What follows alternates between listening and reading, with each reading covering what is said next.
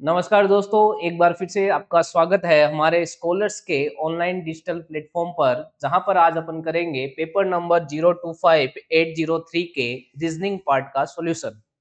तो without further delay बढ़ते हैं पहले क्वेश्चन की ओर। और आपका पहला क्वेश्चन कहता है, पहला क्वेश्चन क्या कहता है देखो। पहला क्वेश्चन कहता है कि which letter cluster will replace the question mark in the following series. Alphabetic श्रृंखला का ये आपका पहला प्रश्न है। और जब भी आपको रीजनिंग में अल्फाबेटिक सीरीज देखने मिले तो सबसे पहले आप जो भी अक्षर दिए हैं उनके क्या लिखोगे, क्रमांक। तो पहला अपन करेंगे, एच का क्रमांक कितना होता है, 8। एच का क्रमांक कितना होता है, 8। के का 11, एन का 14, क्यू का 17। उसके बाद जे की बात करें तो जे का 10, आई का 9 और पी का 16 और ओ का 15। उसके बाद के का 11, एच का 8, क्यू का 17, एन का 14। उसके बाद एम का 13, एफ का 6, एस का 19 और एल का 12।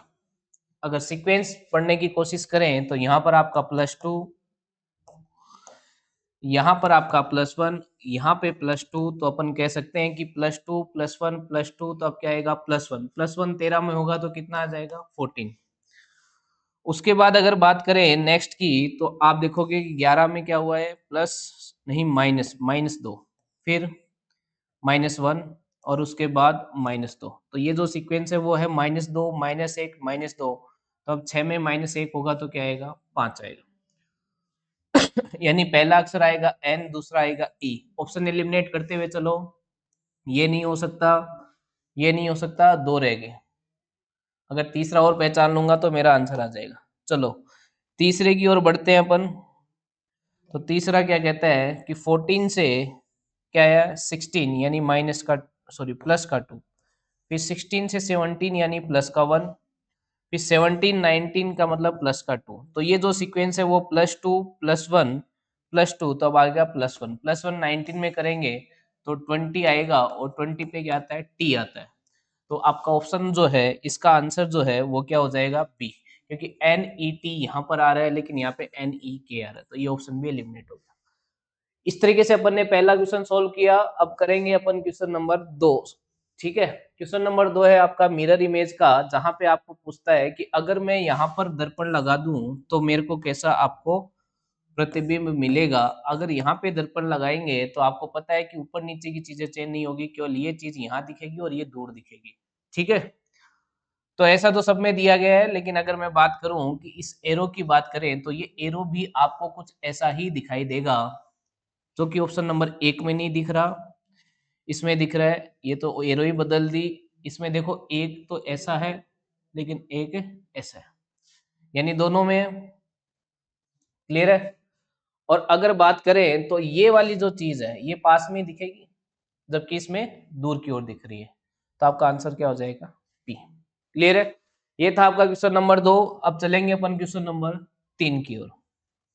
क्वेश्चन नंबर 3 आपका लिया गया है न्यूमेरिकल सीरीज से, जहां पर आपको सीरीज बढ़ती हुई दिखाई दे रही है। और अगर मैं पैटर्न को समझने की कोशिश करूं तो 7 से जो 9 आता है वो +2 होकर, ये 13 +4 होकर, फिर +2, अब आगे क्या आएगा, +4, क्योंकि +2 +4 +2 +4 19 आएगा, जो कि ऑप्शन नंबर ए में। बहुत ज्यादा इजी क्वेश्चन आपके लिए।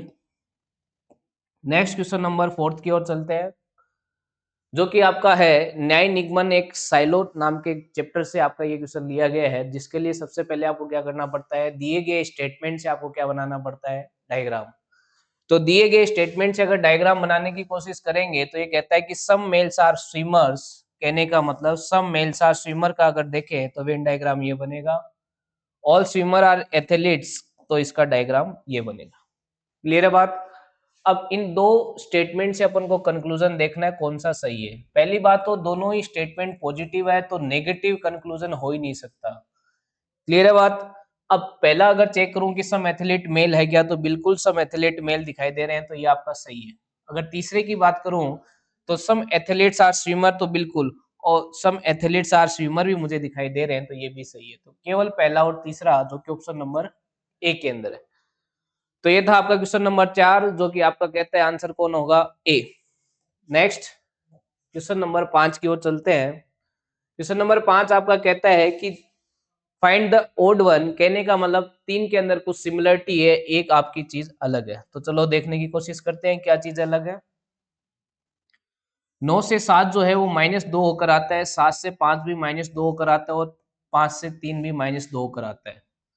यहाँ पर बात करें तो ये भी -2 है, लेकिन यहाँ पे -1 दिख रहा है और यहाँ पे -2, दोनों अलग अलग है।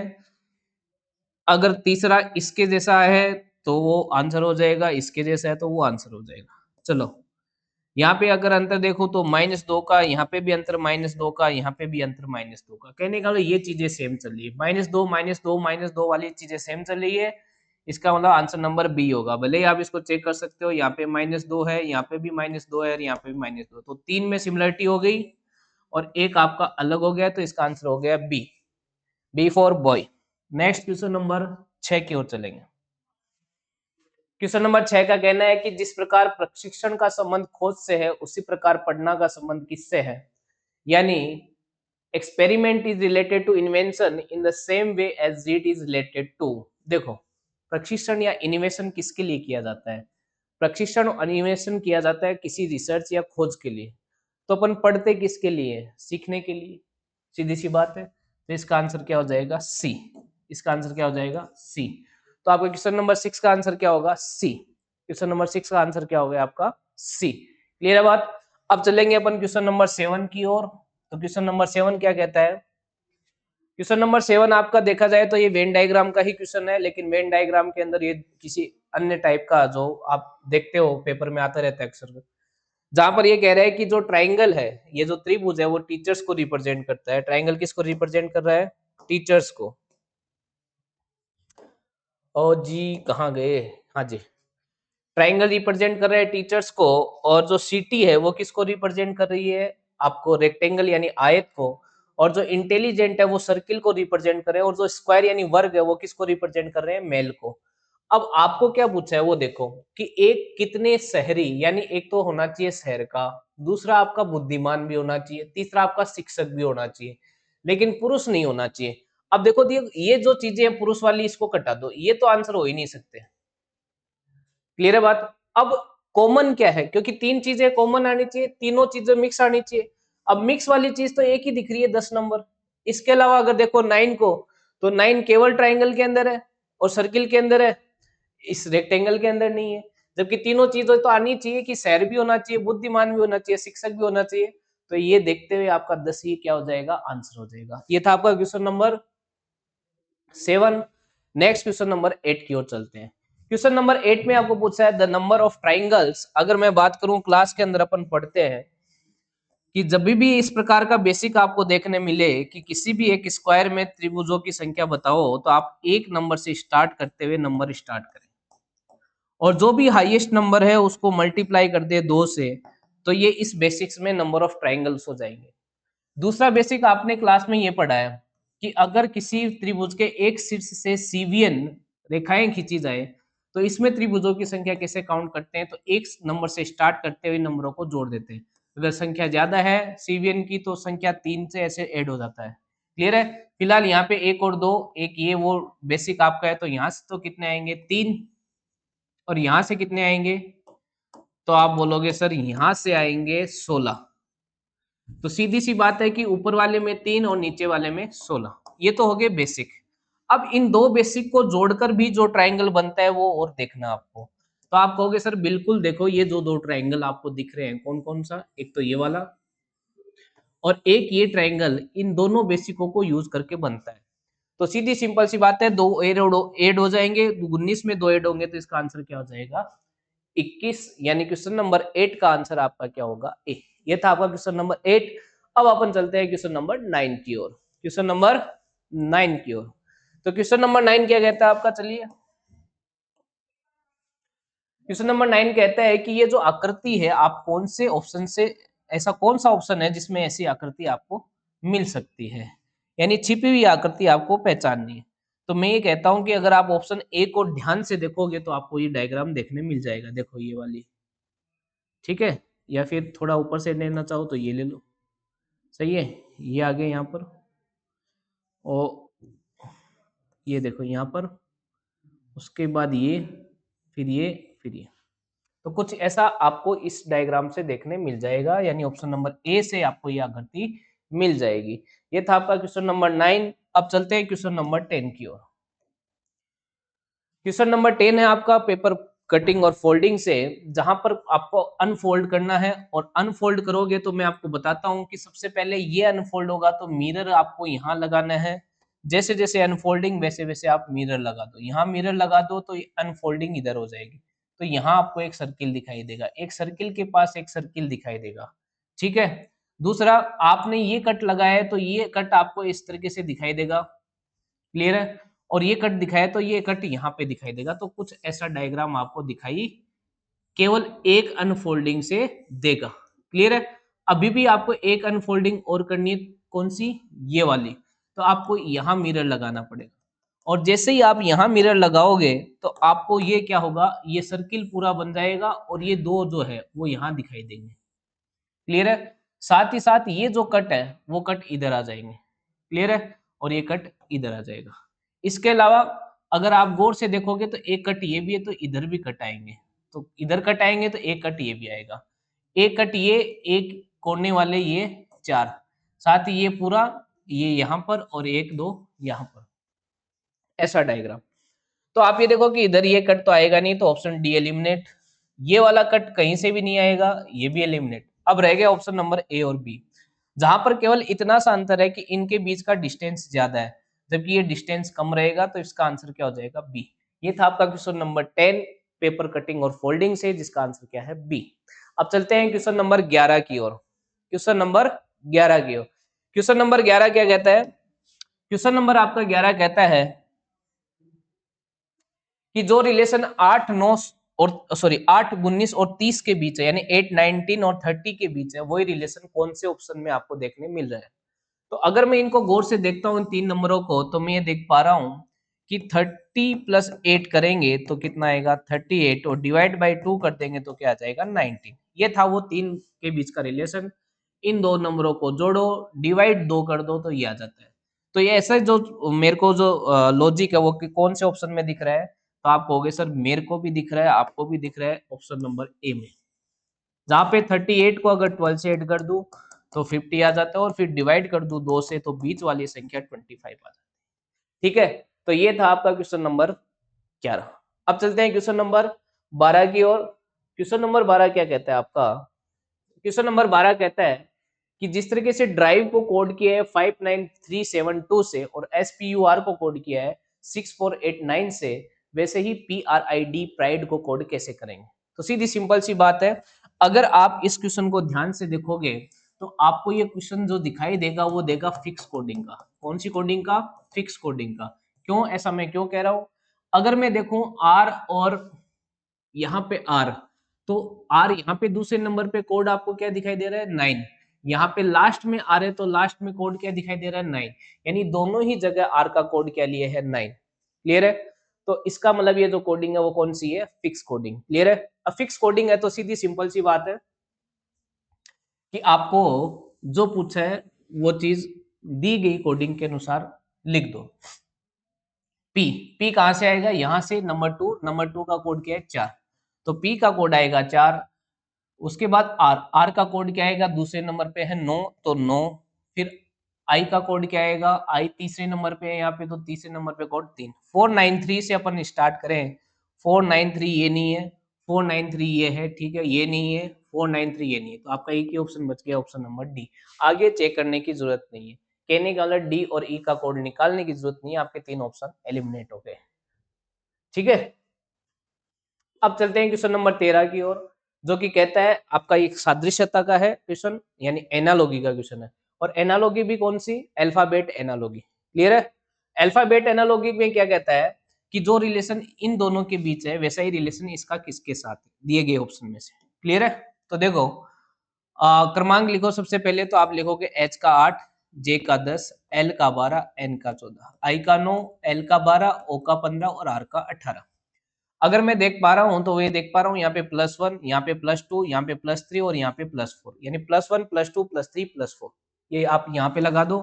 अगर यहाँ पे लगाओगे तो +1 का क्या आ जाएगा ई, +2 तो आ जाएगा एच, और +3 यहाँ पे लगाओगे तो आ जाएगा K, और +4 यहाँ पे लगाए तो N आ जाएगा। EHKN आपको किस में देखने मिल रहा है? ऑप्शन नंबर डी में।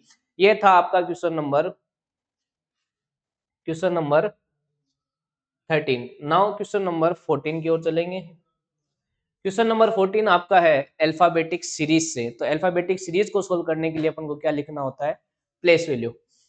प्लेस वैल्यू लिखेंगे या क्रमांक जिसे आप बोलते हो, तो क्रमांक जैसे ही लिखूंगा, ये 24, ये 3 और ये 1, ये 23, ये 4, ये 26, ये 21, ये 6, ये 24, ये 18, ये 9, ये 21, ये 14, ये 13 और ये 17। 24 से 23, 21 यानी -1, -2, फिर -3 हुआ है, फिर -4, तो अब ये -5, -5 होते ही इसका मतलब आई आएगा। आई से ऑप्शन कौन कौन से है? ये दो एलिमिनेट हो गए, दो बच गए। नेक्स्ट यहाँ से देखूंगा तो 3 और फिर 4 +1, फिर +2, फिर +3 और फिर +4। अब क्या आएगा? +5, +5, 13 में +5 हो गया तो क्या आएगा? आर। आई के बाद आर आएगा। अब ये ऑप्शन भी एलिमिनेट हो गया। तीसरी चीज चेक नहीं करेंगे, ना आपके पास इतना समय है ना मेरे पास है। तो अब चलेंगे अपन क्वेश्चन नंबर 15 की ओर। क्वेश्चन नंबर 15 एक अच्छा क्वेश्चन है जहां पर आपको सीरीज पूछी है, वो भी डायग्रामों के थ्रू, और इन डायग्रामों की सीरीज में आपको सीक्वेंस चीजें देखनी है कि आगे कौन सा डायग्राम आपका ऑप्शन में से बनेगा। तो अगर मैं सबसे पहले इस एरो की बात करूं जो कि बाहर में आपको दिया गया है, तो इस एरो के अकॉर्डिंग देखा जाए तो ये एरो यहाँ पे थी, अब कहाँ गई? एंटी क्लॉकवाइज गई। ये मिडिल में थी, आगे भी मिडिल में गई, ठीक है। फिर ये चली गई कॉर्नर पर। नेक्स्ट स्टेप क्या लिया इसने? कोने वाला। और आगे वाला स्टेप भी कहाँ लिया? कोने वाला। तो देखो, दो मिडिल, दो कोने। अब मिडिल आ गई है तो अब आगे भी मिडिल आएगा, लेकिन मिडिल यहाँ पे आएगा, और यहाँ पे मिडिल आएगा तो ये ऑप्शन नहीं होगा, ये नहीं होगा, बच गया सी और डी। यानी बाहर वाली एरो से अपन ने दो ऑप्शन एलिमिनेट कर दिए। अब अंदर वाली एरो का खेल देखते हैं। ये यहाँ थी, अब क्लॉकवाइज ये यहाँ आ गई है, ठीक है। फिर यहाँ पे आ गई है, यानी दो ये है कोने पे, ठीक है।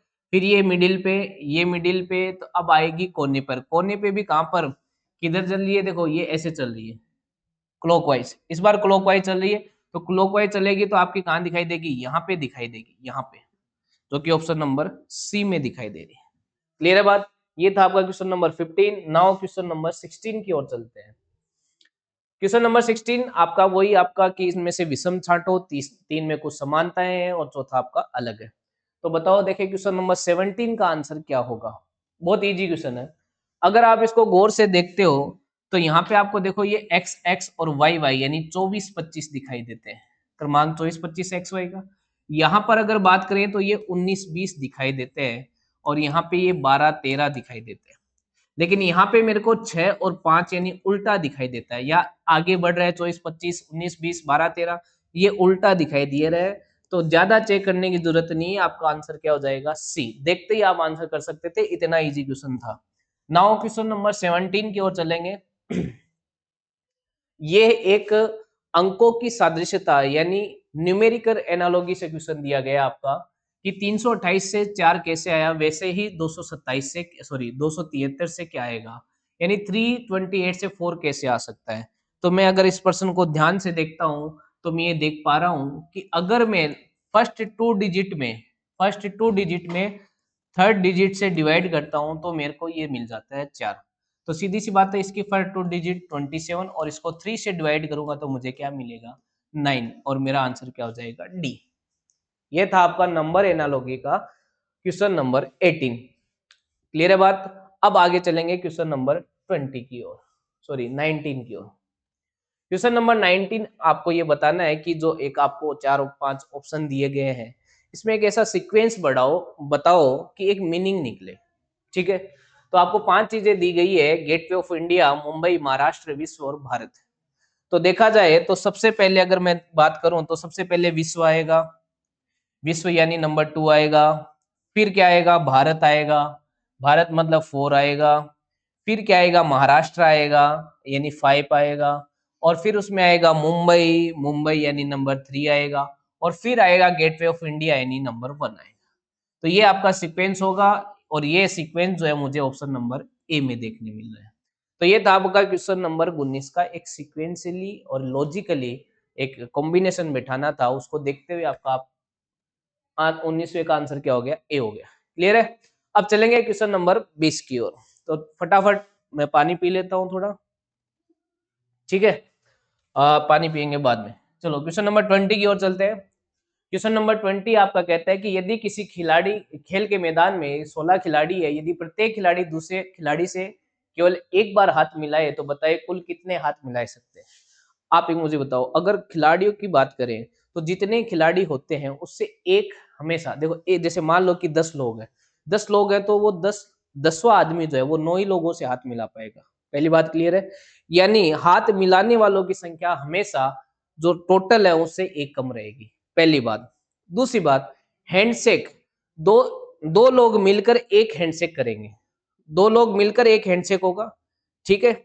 तो कहने का मतलब है कि अगर टोटल लोग n है, टोटल लोग n है, टोटल लोग n है, तो कितने लोगों से वो हाथ मिला सकता है, तो आप कहोगे n-1 से। यानी अगर टोटल आपके पास n लोग हैं तो जो हैंडशेक करने वाले लोग होंगे यानी जिनसे आप हाथ मिला सकते हो, हाथ मिला सकने वाले यानी नंबर ऑफ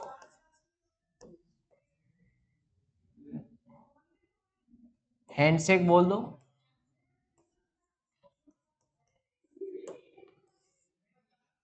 हमेशा एक कम होगा। यानी वो लोग जिनसे आप हाथ मिला सकते हैं वो हमेशा एक कम होगा। और एक बात, अब ये नंबर ऑफ हैंडशेक नहीं कह सकता, ये वो लोग हैं, number of people by which we can handshake, the number of people, ऐसे लिख देता हूं, number of people by which we can handshakes, यानी मैं जितने लोगों से हाथ मिला सकता हूं उनकी संख्या n-1 होगी।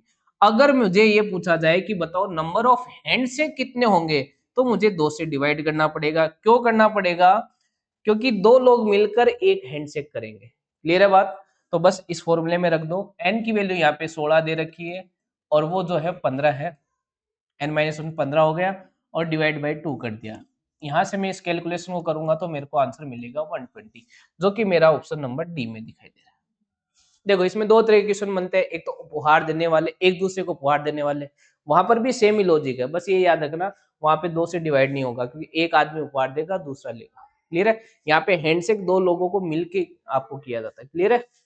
नेक्स्ट क्वेश्चन नंबर 21 की ओर चलेंगे, जो कि एक अल्फाबेट और न्यूमेरिकल का मिक्सर सीरीज है। क्लियर है। तो सबसे पहले अगर मैं अल्फाबेट से आंसर निकालना चाहूँ तो निकाल सकता हूँ। ये 20 है, फिर यहाँ पे क्वेश्चन मार्क, ये 17, फिर 14 और फिर 10। अगर डिफरेंस देखो, मैंने क्रमांक लिखे इनके, तो डिफरेंस कितने का है, -4, यहाँ पे कितने का है, -3। तो बेसिकली -4 -3 तो -2 आएगा, सही है ना।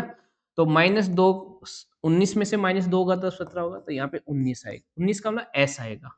ये तो कंफर्म हो गया कि एस आएगा, तो ये ऑप्शन गया। एस में भी 3 भी है और एस 2 भी है, यानी न्यूमेरिकल वैल्यू का भी यूज है। अगर न्यूमेरिकल वैल्यू की बात करें तो 1, क्वेश्चन मार्क, 6, 11 और 18। यहाँ पे आपका +7 दिख रहा है, यहाँ पे +5 दिख रहा है। देखा जाए तो ओड भी हो सकता है और आपके प्राइम नंबर वगैरह भी हो सकता है, तो यहाँ पे +3 ही आएगा, 2 नहीं आएगा। तो +3 आने का मतलब है कि यहाँ पे S3 आएगा। क्या आएगा, 3। तभी तो ये देखो +2 और ये एक प्राइम नंबर का सीक्वेंस बन गया, 2, 3, 5, 7 अभाज्य संख्याओं का सीक्वेंस। तो S3 आने पर इसका आंसर क्या हो जाएगा, सी। ये था आपका question number 21। Next question number 22 की ओर चलेंगे। तो क्वेश्चन नंबर 22 है जो आपका मिसिंग नंबर का है। मिसिंग नंबर का क्वेश्चन अगर आप देखो, और वो भी मैट्रिक्स फॉर्म में, मैट्रिक्स फॉर्म में ये है क्वेश्चन, तो आप ये देखोगे कि इस मैट्रिक्स फॉर्म में हमेशा मैं क्लास में कहता हूं कि आप या तो बड़े नंबर की ओर मैट्रिक्स जाती है या फिर छोटे नंबर की ओर मैट्रिक्स जाती है। अगर मैं यहाँ पर देखूं तो मेरे को मैट्रिक्स इस दिशा में आती हुई दिखाई दे रही है। देखो 5, 16 दो छोटे नंबर और 49 एक बड़ा नंबर। तो मुझे ये सोचना है कि 5, 16, 49 कैसे आ सकता है, यानी नीचे कैसे चल सकता हूँ। तो यहाँ पर अगर मैं लॉजिक की बात करूं तो मुझे दिख रहा है कि 5 को मल्टीप्लाई 3 से किया, +1 किया तो 16। इसी तरीके से 16 को मल्टीप्लाई किया 3 से और +1 किया तो कितना आया, 49। ठीक है। आगे इनमें बात करें तो 9 को मल्टीप्लाई किया 3 से और +2 किया तो क्या आया, 29, और 29 को 3 से मल्टीप्लाई करके +2 किया तो कितना आया 89। तो यहाँ पे मैं देख पा रहा हूँ कि 3 से मल्टीप्लाई यहाँ पे भी है, यहाँ पे भी, लेकिन प्लस होने वाली संख्या यहाँ पे 1 थी तो यहाँ पे कितनी आ गई 2। तो आगे आने वाली में कितनी आएगी, ये प्लस होने वाली संख्या 3 आएगी, यानी 15 गुणा 3 + 3 ये आएगा, जो कि कितना आएगा 48। अब अगर मैं ये सही हूं तो मेरे को ये पता चल जाएगा कि अगर मैं 48 इंटू 3 + 3 करूंगा तो क्या मुझे 147 मिल रहा है क्या, तो आप बोलोगे बिल्कुल मिल रहा है। तो यहाँ पर आपका 100% आंसर क्या हो जाएगा, ऑप्शन नंबर बी। क्लियर है, ये था आपका क्वेश्चन नंबर 22। अब चलते हैं क्वेश्चन नंबर 23 की ओर। क्वेश्चन नंबर 23 है आपका डिस्टेंस, डायरेक्शन एंड डिस्टेंस से, दिशा एवं दूरी से। जैसे जैसे कहता है वैसे डायग्राम बनाओ, क्योंकि डायग्राम बनाना पड़ेगा, क्योंकि इस बार आपको किसी पॉइंट के रेस्पेक्ट में दिशा पूछी है, किसी पॉइंट के रेस्पेक्ट में डायरेक्शन पूछी है। क्लियर है बात। तो जब भी पॉइंट के रेस्पेक्ट में डायरेक्शन पूछे, चाहे वो इनिशियल पॉइंट से पूछे या फिर एंड पॉइंट से पूछे, आपको डायग्राम बनाना पड़ेगा। अगर दिशाओं की बात करें तो अपन कह सकते हैं कि हमेशा जो दिशा अपन लेते हैं ये वो लेते हैं उत्तर यानी नॉर्थ, ये लेते हैं पूर्व यानी ईस्ट, ये लेते हैं साउथ यानी दक्षिण, और ये लेते हैं वेस्ट यानी पश्चिम। तो ये कहता है कि एक starting from a point a walks 3 kilometre towards east, east ये है तो 3 किलोमीटर ईस्ट चला गया। अब आगे then turn to his left, east से लेफ्ट किधर टर्न होगा, घड़ी की दिशा में घूमना राइट, एंटी क्लॉकवाइज घूमना लेफ्ट, तो एंटी क्लॉकवाइज लेफ्ट इधर आएगा 3 किलोमीटर। आगे क्या कहते हैं, then he turns again right, यहां से राइट घूमने का मतलब इस साइड 3 किलोमीटर। अब आपको ये पूछ रहा है कि वो इस पॉइंट से किस दिशा में है, तो आप कहोगे सर इस पॉइंट से पूछा है ना, तो इस पॉइंट पे चारों डायरेक्शन बना लेंगे, और चारों डायरेक्शन बना लेंगे तो ये जो दिशा है वो कौन सी होगी, ये दिशा होगी आपकी, ये वाली नॉर्थ होती है, और ये आपकी ईस्ट यानी नॉर्थ ईस्ट। इसका आंसर क्या हो जाएगा, नॉर्थ ईस्ट यानी उत्तर पूर्व, option number A. Next question number 24 की ओर चलते हैं। ये भी आपके एक मैट्रिक्स है, मैट्रिक्स का मतलब होता है कि कॉलम हो आपके पास और रो हो। क्लियर है, और ये मैट्रिक्स के अंदर क्या कॉम्बिनेशन इसने लिया है ये आपको पहले पहचानना है। तो अगर मैं इसको देखूं, देखो तो ये और ये कॉलम और ये कॉलम मिलकर इस कॉलम का निर्माण करते हैं। मैं इसको, इस वाले कॉलम को अगर इस पे ले आऊं तो मुझे ये मिल जाएगा, इसी तरीके से इसको इस पे ले आऊं तो ये मिल जाएगा। तो इस पर क्या लेकर आऊं ऑप्शन में से कि ये बन जाए, तो सीधी सी बात है कि इसमें मेरे को क्रॉस लाना पड़ेगा, तब ये बन जाएगा, और क्रॉस किस में है, ऑप्शन नंबर बी के अंदर। ये था आपका question number 24। Next question number चलते हैं 25 की ओर। ये आपका एक रिलेशन बताना है डायग्राम के थ्रू, जिसे अपन कहते हैं वेन डायग्राम। रिलेशंस को डायग्राम के थ्रू बताना, कहने का मतलब है ये चैप्टर होगा आपका वेन डायग्राम से, जहां आपको आपको 3 रिलेशन बताने, अस्पताल, डॉक्टर और मरीज के बारे में। तो मैं कह सकता हूं कि ये आपका अस्पताल है, ये आपका डॉक्टर है, और ये आपका मरीज। कई बच्चों का डाउट ये होगा कि सर डॉक्टर भी तो मरीज हो सकता है, तो मैं आपको बता दूं एट ए टाइम अगर कोई डॉक्टर भी अगर बीमार है तो वो डॉक्टर की तरह काम नहीं करेगा, वो एक मरीज की तरह काम करेगा। क्लियर है, तो इसी चीज को देखते हुए आपको आंसर क्या करना पड़ेगा, सी। और भी देख लो कि अगर मान लो कि आप ये ऑप्शन करते तो आप कैसे क्या सोचकर ये आंसर करते, आप मान लो इसको हॉस्पिटल मान लेते, कुछ भी मान लेते, ये तो तय है ना कि हॉस्पिटल के अंदर डॉक्टर और मरीज का काम है, तो डॉक्टर और मरीज को हॉस्टल के अंदर दिखाना पड़ेगा। क्लियर है, तो ये तो कोई मतलब ही नहीं है, इसका भी कोई मतलब नहीं है, और इसका भी कोई मतलब नहीं है। वैसे भी एलिमिनेट भी करोगे तो 3 ऑप्शन आसानी से एलिमिनेट होते हैं। तो ये था आपका आज का पेपर का सॉल्यूशन। तो आई होप आपको बात समझ में आई होगी, और ऐसे ही पढ़ते रहिए और आगे बढ़ते रहिए। जय हिंद, जय भारत।